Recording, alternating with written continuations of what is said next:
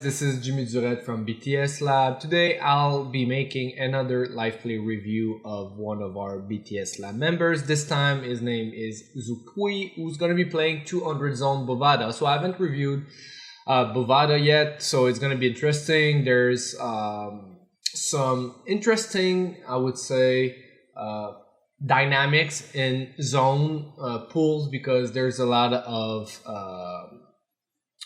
recreational, there's a lot of like different plays. It's also anonymous, so it's gonna be fun reviewing. That type of footage. So let's get into the action.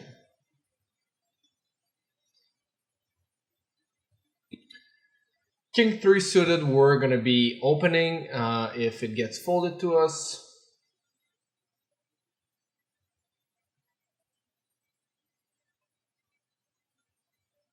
We're gonna, since it's an anonymous pool, we can start opening a bit wider from late position, so the button and the small blind. So he opens King Queen suited, gets cold called by a short stack. So basically, when you're playing these type of anonymous game, I mean, you cannot have stats on the players. So what you're looking into is, first of all, the stack sizes, right? Also something like that where he cold calls. So like whenever somebody cold calls in middle position where you should never cold call, this actually automatically indicates that he's going to be a weaker player. So if somebody cold calls on the button, right, and you see in the big blind there's a recreational with like a broken stack or something like that, it might make some sense to actually have a flatting range sometimes on the button when there's a recreational in the big blind. But whenever like equal calls in middle position or cutoff, I mean, it's always going to be a recreational because he should just 3-bet or fold here. There's also a weaker player on the button. So we're gonna, like on this table, for example, with the weaker player in middle position and on the button, which means you're gonna get cold called quite a bit. We cannot start opening really wide. If the recreational is in the big blind, I don't mind opening much wider than our regular range, and then our regular opening standard opening range from under the gun. Because we want to play the pot heads up against the recreational in the big blind, right? But whenever they are in position to us, we have to open tighter, because just getting cold called and then the pot goes multi-way and we're out of position, it just sucks. So we will have to open a bit tighter than we would. And if the recreational is, let's say, in the big blind, then we can start opening wider. So all in all, we open King Queen suited, we get cold called.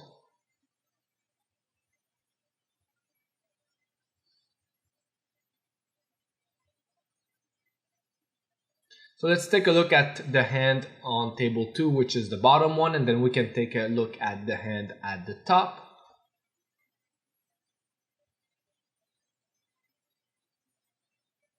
So this pot, I mean, we have a gutter to the nuts, but like on a spade jack, it's not great because we can be flushed over straight. But the main idea here is that we're gonna have to be, like in theory, we're gonna have to be checking quite a bit. Now the thing is, we're playing against a recreational who's cold called in middle position. So first of all, those boards connects very well with this calling range. It connects also very well with the big blinds defending range here.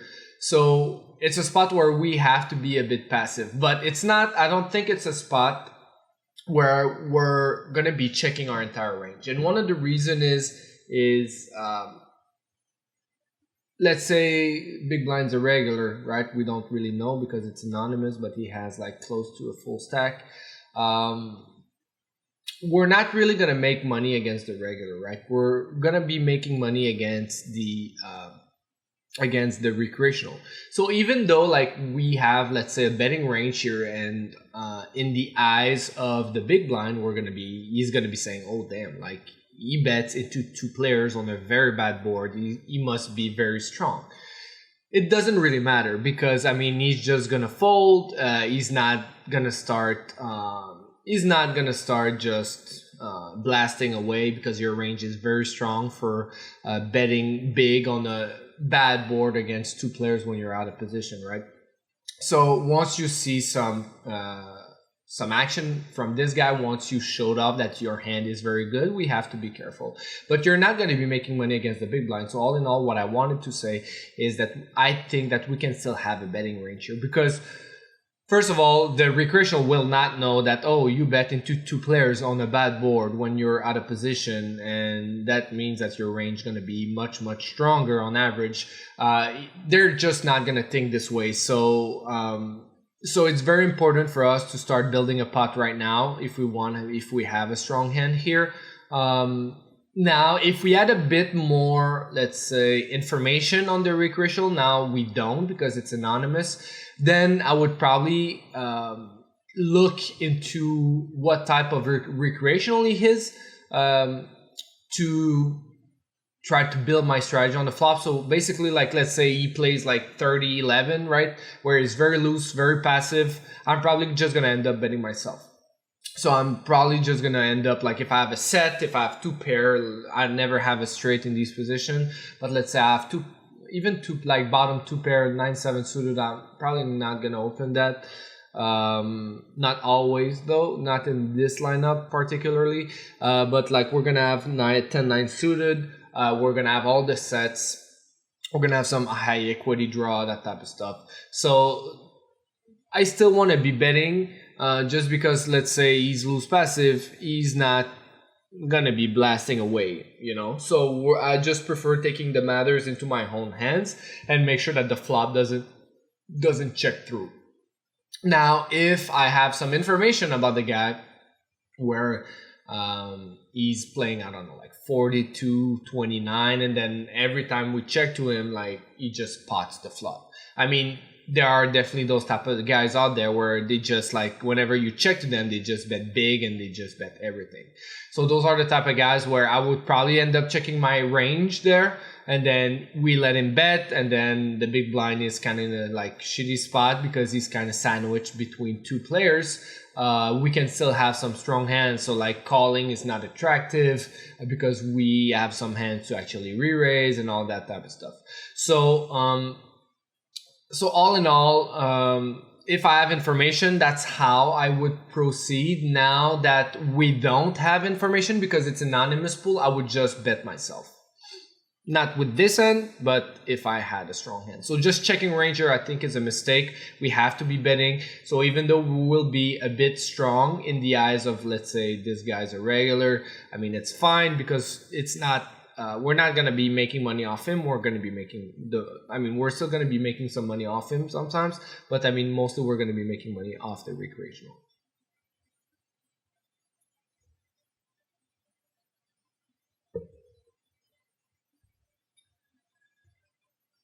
So yeah, I would just check again. It's not the type of spots where, I mean, we could do both. We could start betting, we could start checking. I mean, they're gonna have 6x, they're gonna have jack x. I mean, you're facing, if we were against one player, I wouldn't mind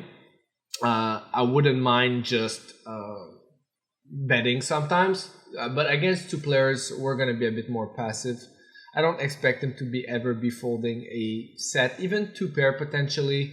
And also like if he still calls two pair and that type of stuff, I mean, we're gonna have to bet the turn and bet the river, where he can have plenty of straights here, both of them basically.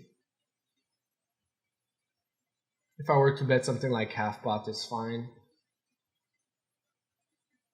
Half pot to 3/4, I don't mind it.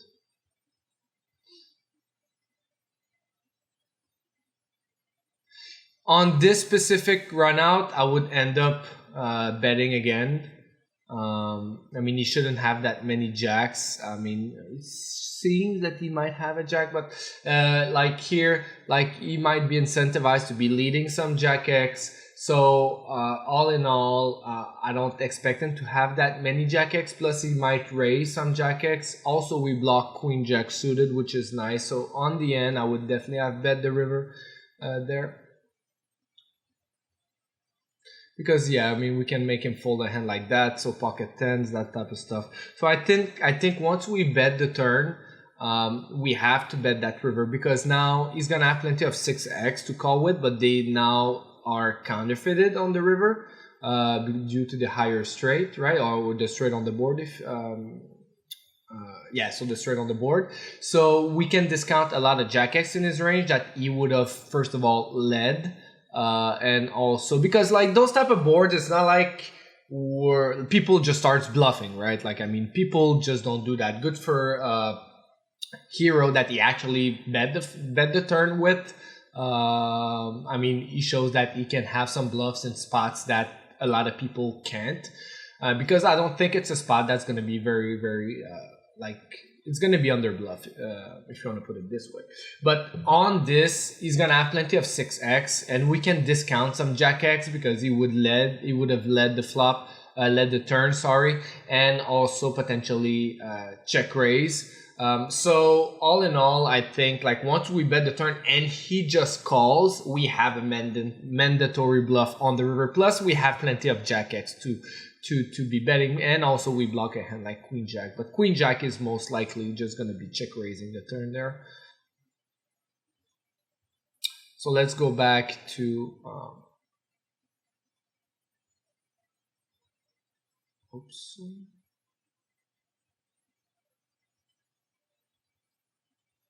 Okay, sorry guys.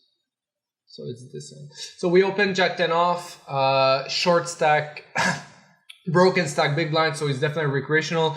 So this is one of the spots where like I'm just playing my hand, right? Like we're not trying to play our range, we're not trying to have like good solid fundamental strategy. I mean, of course, we want to understand how we should be approaching this spot in theory, but again, we have to be playing on the more exploitative side, especially in a pool like this. So I would make very, very little plays that I found was like true GTO, in the sense that, or not true GTO, but like solver proof.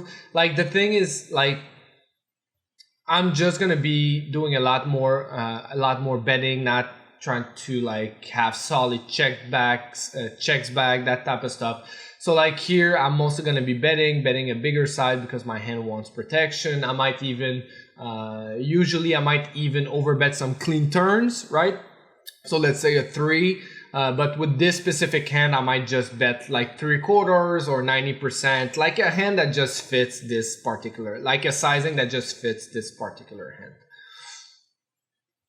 You know, so if I had like pocket jacks on a 3 a hard turn, I would definitely overbet, but with like jack 10 or 10-9, I might bet something like 3/4 spot or something like that. But those would have been like also nice hands in my regular strategy that I would just check back if I decide to use a really big bet on the turn. Then I would also like maybe bet sometimes, but mostly check back. But against these type of players and against this pool, I'm going to do a bit more betting for a thin value, even if that leaves my checking range unprotected, because those guys will not be putting a lot of pressure. And they cannot read into your sizings as well because it's anonymous. So, yeah. So he folds. Okay, so it wasn't that interesting.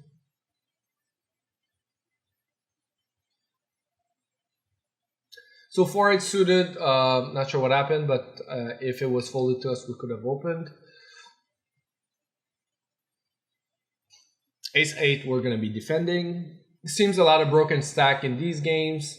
You know, what you can say as well is that the guys with the really big stacks, you know, when they have 300, 400 big blinds, I mean, you could potentially assume that they're going to be maybe regulars, you know, because I mean, they're a bit better, so they can build stacks, that type of stuff.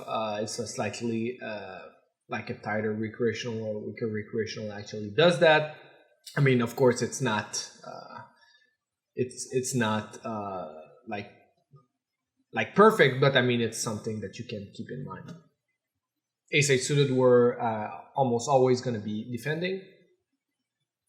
Here against a big C bet, I think it's going to be a fold, but if he goes small, 1/3, which most likely with his entire range, I think with the backdoor flush draw we could defend. It's one of the worst ones we can have. Like the ace-7 is definitely a call because we have the backdoor straight draw as well. We can even sometimes check raise. But ace-8, I think it's right on the borderline. If I had ace-8 a spade, I would fold. Ace-8 a heart with the backdoor flush draw. Against a small size, I think we have to defend. Against a bigger size, I think it now, like we're going to be starting to call something like ace-10 plus. So he goes, what, 1 big blind? What is that? Not really sure. Yeah, so it's 1.8 big blind, so 1/3. Yeah, so I think here calling is fine. Without the backdoor, we can start folding. And then we can start calling like the offsuit, like ace-10 off type of stuff. Then I like his sizing of the turn. So again, like this is something that you have to be taking into account. The sizings, you have to pay attention to that. So let's say somebody goes 1/3 on the flop and then overbets turn. I mean, he's clearly a regular, right? So you know a bit more information.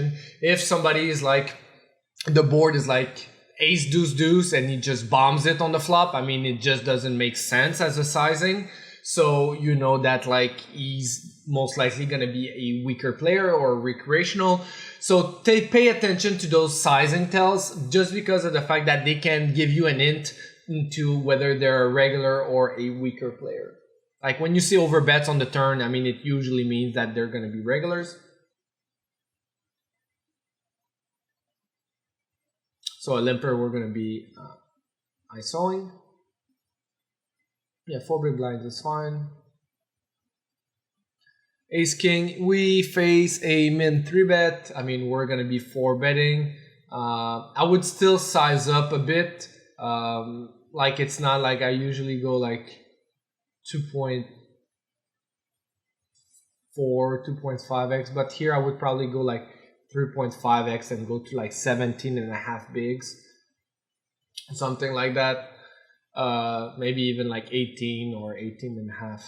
I wouldn't go like really small because he makes it here. He's most likely he's going to be a weaker player and he's going to call like 13 or he's gonna call like 19. It doesn't really matter.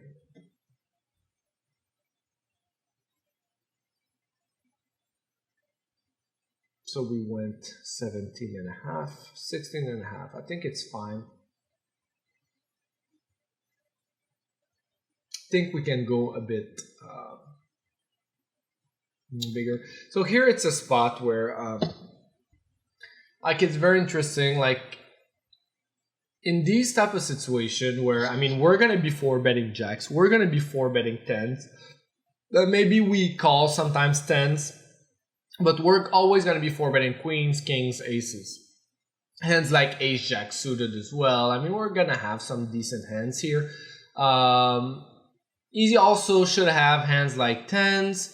Almost always. Hands like jacks can mix between like shoving or calling. I mean, but like given the fact that we 4-bet really small, I mean, because he 3-bet really small, like jamming pre-flop is not that interesting for jacks anymore because he needs to be putting in a lot of money there. So all in all, I would say here it's a spot where I could see ourselves only jamming this flop on the boards like this. Now the thing is, usually I 4-bet around like 20 to 22 big blinds, I would say, or 18, depending on the sizing, like 18 to 22 big blinds. And the pot is between like 40 and like 46 big blinds, 46 big blinds. So we have like a 2-to-1 like SPR. Here we have like slightly higher SPR. When it's like 2-to-1, we can definitely have some jams. Even like on a board like this, I'm not even sure we see bet small there. Like, I mean, it's a spot we could take a look in theory, like what we do after this hand. I think it's pretty interesting. But with this specific SPR, like now jamming is a bit kind of like meh, because I mean we have like yeah 2.5x SPR or something like that. I mean it starts to be a bit big now. So as far as this specific hand, I don't mind betting if we have a small betting range, because we block ace jack suited, we block king jack suited, which is nice. So I wouldn't mind betting here, and I would be bet folding if he ever jams. We could also check. I mean, it's fine. It's not a spot where we can just bet range, in my opinion. So he thought about it, but ended up checking.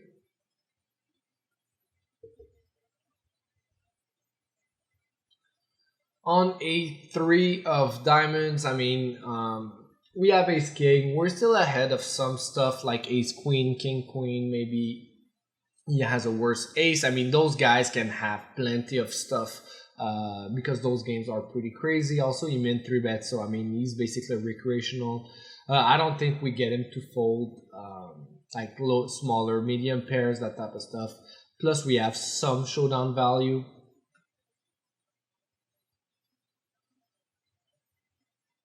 So I like checking on the turn here.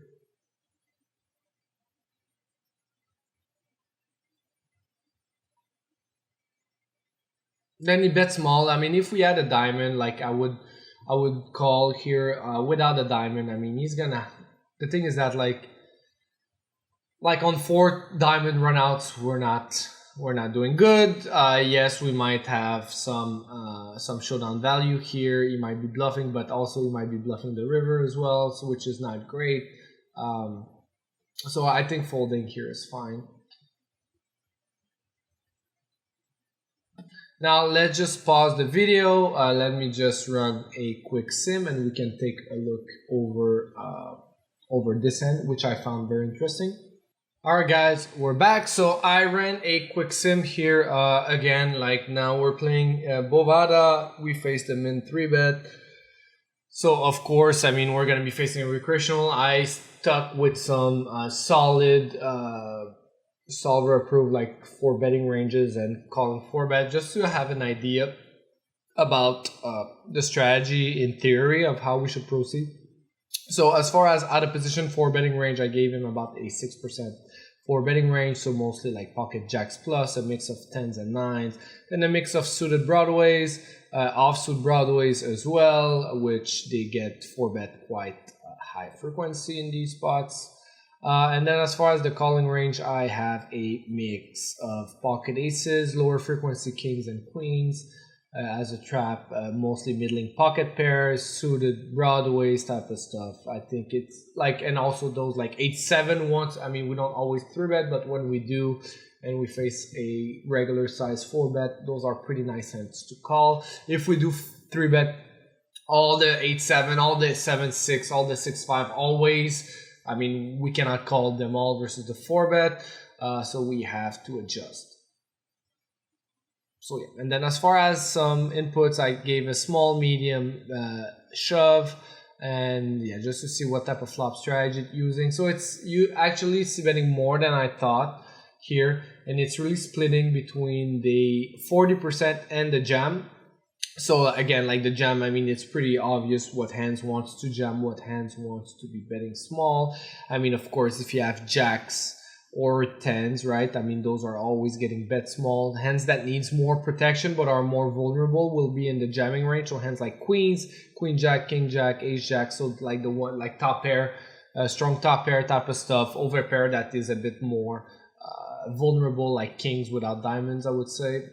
Yeah, kings without diamond is splitting between jam and betting small, but we see that kings with a diamond is always betting small. So I mean, it's just not fearing, like even if the turn is a diamond, we're not sad about it. It doesn't really matter. We have some equity unless he turns like the nut flush, but I mean, he's gonna have other stuff than the nut flush as well.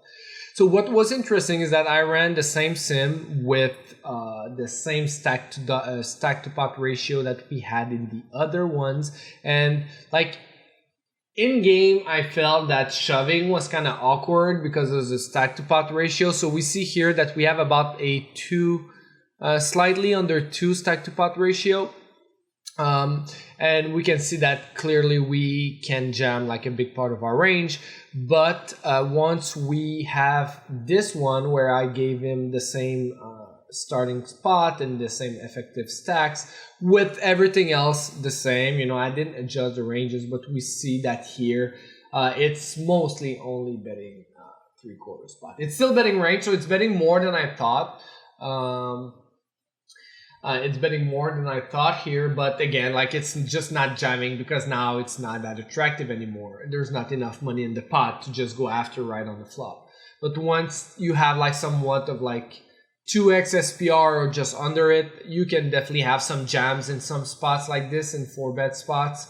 But this is definitely something to keep in mind. But in this particular instance, I felt that it was a bit awkward jamming, and we kind of see here that like even like, okay, it's GTO range, like it's solver approved ranges, but so it's not really like the range that we're going to be facing. But again, like I just wanted to see how it actually translated, if it actually changed something, if the stack to pot ratio was a bit smaller or a bit bigger.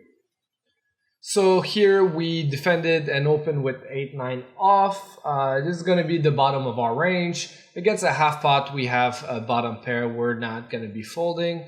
If he actually went like with like a very big bet size, we could have folded here.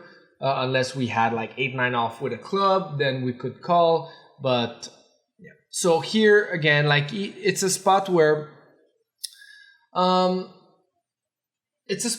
the 8 doesn't really change anything.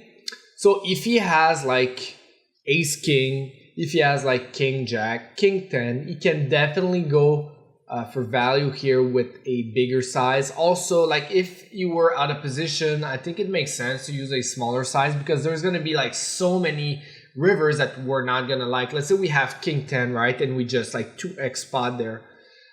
Like any club, any diamond, any 10, any jack. I mean, we're not, I mean, a 10 or jack, we make a straight on one of them. But all in all, like there's going to be plenty of, like say we have ace king, for example. It's not like we can just 2x spot when we're out of position blind versus blind. It's not one of those spots because, I mean, we're just going to hate life every time he calls and then pretty much on any run out, you know, and he's going to have plenty of like 2 pairs as well. He's going to have hands like 9-8, queen 8, king 8. So like we're just going to be isolating ourselves versus such a like a much stronger range. We're going to hate life on pretty much all runouts, so we're going to have to be pot controlling a bit more on the turn if we are out of position. But if we are in position, let's say we have ace king, we don't like the river, we just check back. So I wouldn't mind here going for a pretty big bet just because the 8 doesn't really change anything. So also he might check raise, the big blind might check raise like 2 pairs and straights quite frequently on the flop. So if you had king queen off, king 9, jack 10, he might check raise quite a bit. So we can discount some really strong hands on the flop. So all in all, there's going to be plenty of rivers that we cannot value bet anymore. So if I have a hand like king jack, king 10, I would probably bet something like 14 big blinds here.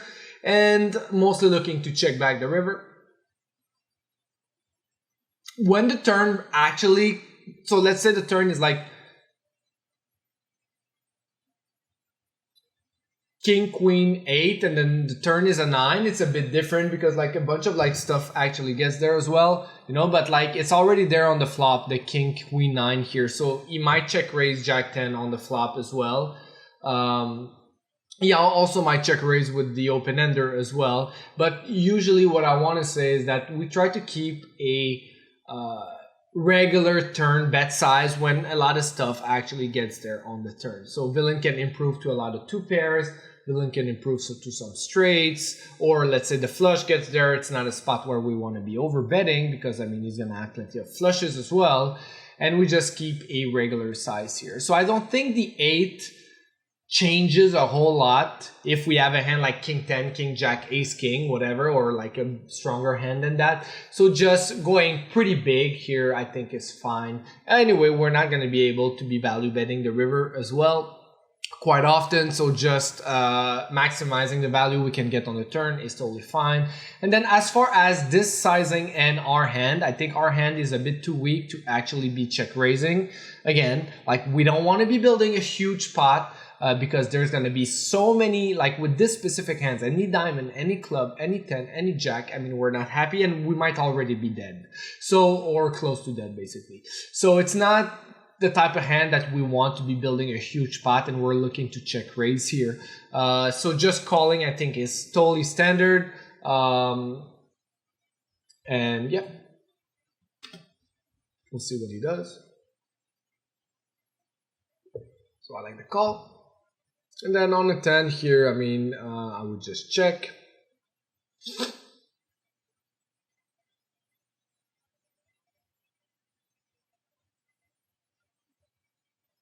It's a river that, I mean, is pretty scary for him. A lot of his bluff, if he had something like a jack, ace, jack, jack X, and then he bets like a 2/3 pot. I think we can fold here. Like, I mean, like those are the type of spot where, like, he needs to have a unnatural bluff here. So like he's gonna have to turn some like ace low into a bluff, or like maybe some like even 7-8 gets there. He's gonna have to turn like low flush draws into a bluff, like 7-5 of diamonds type of stuff. I think all in all, he might be bluffing sometimes, but I don't think he's gonna be bluffing enough. Also, in spots where it's hard to find bluffs, those are the type of spot we're gonna have to be overfolding. Also, we have like the very bottom of our, not the very bottom, but yeah, I mean, we might have the very bottom of our range, except hands maybe like king 3 that we call the flop, call the turn. But like, I mean, we have the worst 2 pair we can have. We're gonna have some other stuff that we can start calling with. And it's like king 8, for example.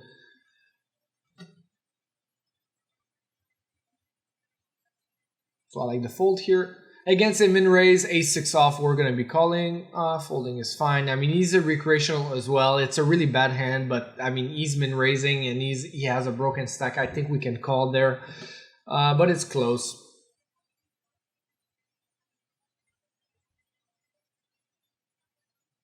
Against weaker players, I tend to defend a lot wide, like not a lot wider, but wider than I would usually.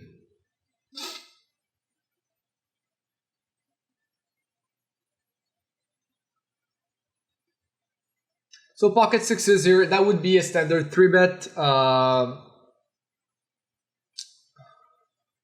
Sorry, I just misclicked.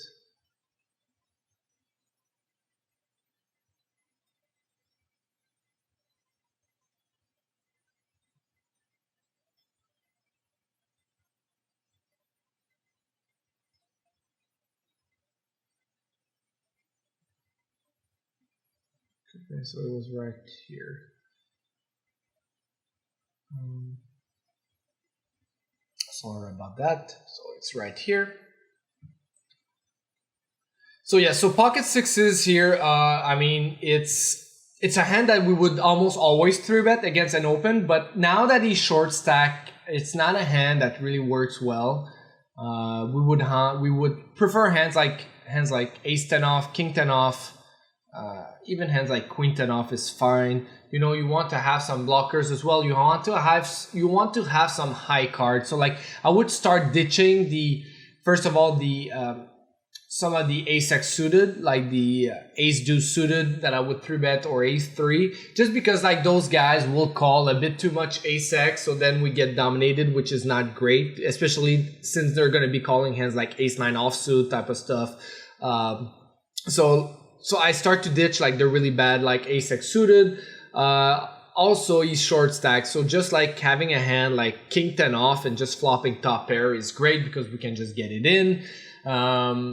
And yeah, those type of hands will not perform really well, just because like there's gonna be plenty of flops where we just flop like 3 over cards and then like we cannot do anything. And anytime like with the stack to pot ratio, we're gonna be betting small. He's gonna do a bunch of raising just because like he flops top pair, he's never folding, that type of stuff. So I would start folding these lower pocket pairs. Probably start 3-betting like 7s plus. I mean, I know it's close, but Yeah, I mean, it's something to keep in mind.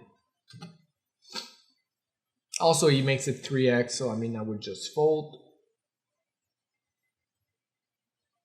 Interesting situation here with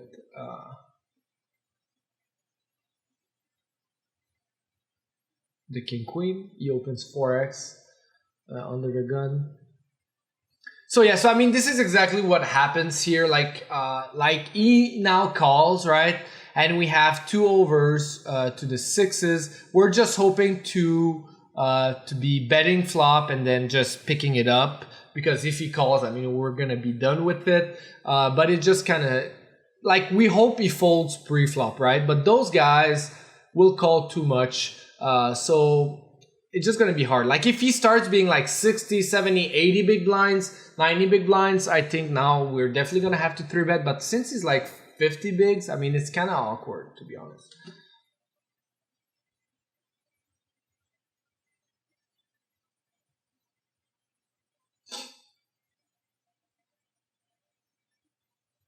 Hopefully we just take it down here and then we don't see a turn.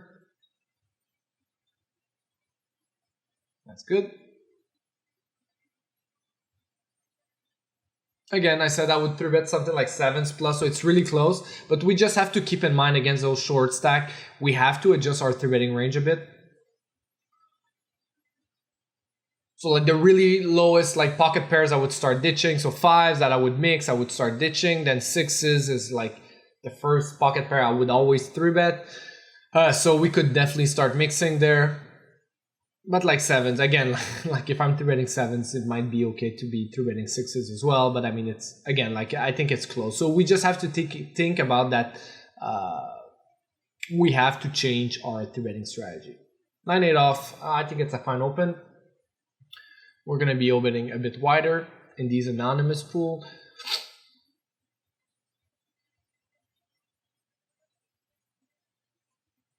So far, Xu has been playing pretty well.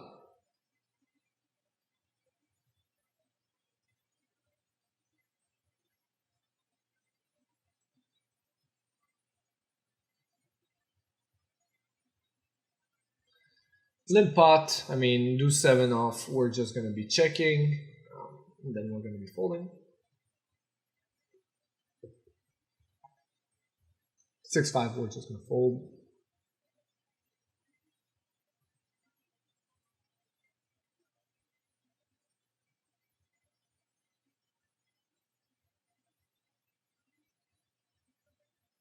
Jack 10 off again, like who would been open from middle position, from cutoff, but if I saw that like there was a recreational, you know, we can start adjusting in anonymous pool. I mean, I would just start folding there.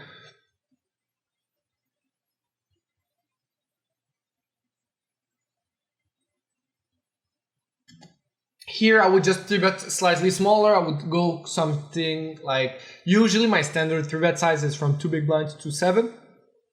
But given the fact that he's 30 bigs, I want to make it just slightly smaller. So going like 6 big blind, I think it's fine.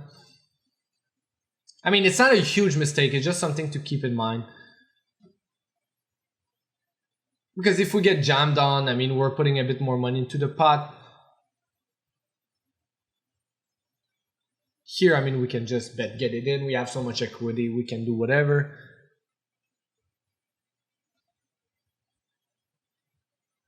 Great. Here, I mean, it's a spot where like he's super short. I mean, we can do plenty of stuffs on the turn. Like we could, I kind of like just betting real small. Like the pot is like 24 bigs. We could check back, which is fine. We could bet, but like if I were to bet, like I would bet something like 5 bigs to just try to induce him to jam. Then we just get it in. That's great. Not sure why we're tanking. Maybe I'm not sure why he's just calling as well. Just jam it yourself.